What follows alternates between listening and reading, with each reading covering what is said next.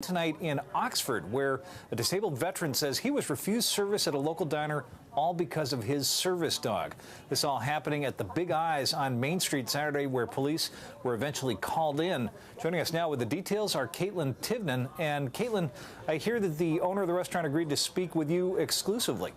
That's right, Peter. He said he really just wanted to get his side of the story out there. He said he really just didn't believe that this dog was a service dog. And it's that very reason that the veteran says he wants this message to get out there and wants this story out there so this does not happen to anybody else. For James Glasser and his service dog, Jack, a quick lunch at Big Eyes in Oxford took a much different turn.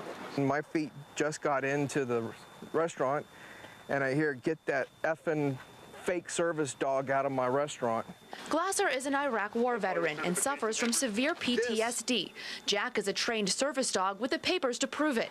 But Glasser says even after showing his papers, the owner still wouldn't let them in. Just the fact that he did it in public, and I've never felt so belittled in my life.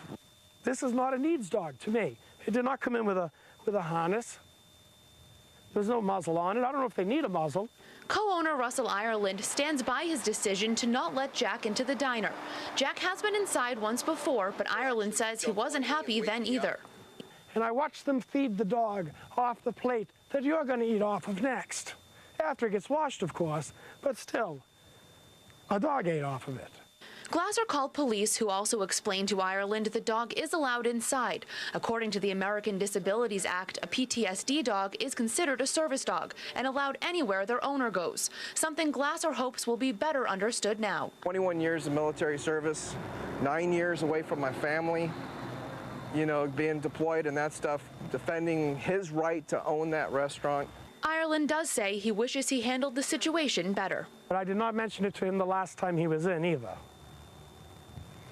So I am partially at fault. I admit this. I overreacted. Granted, I'm only human. According to the ADA website, the only requirements to bring service dogs into public places like restaurants are that they're harnessed or they're leashed.